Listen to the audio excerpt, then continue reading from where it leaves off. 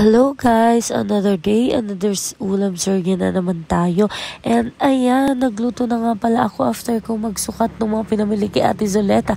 And nilinisan ko lang tong mga hipon na to. Dati hindi ko nililinisan to.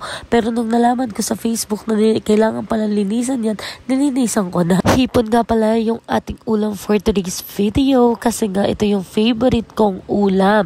And ayan, ako na yung nagluto kasi nga mas bet ko yung luto ko. Char! Ayan, cookie steered. And ayan, nagluto muna ako nitong gulay. Ayan, don't judge me ha. Iba-iba tayo ng way ng pagluluto, guys. And hindi ako cookeres, pero masarap ako magluto. Ay, char. And ayan, niluto ko na muna yung gulay bago ako nagluto ng tempura. Ayan, bago naman ang ating gagawin sa ating hipon kasi lagi na lang butter, garlic lamang ang ating niluluto. Medyo nakakaahon-ahon na nga pala tayo sa buhay, kaya patempura-tempura na lang talo. Ay, char, katas ng pinaghirapan yan, guys, dahil Sunday ngayon, cheat day daw. Ay, parang lagi naman cheat day. And ayan, niluluto ko palang natatakam na ako dito sa tempurang ito kasi favorite ko nga.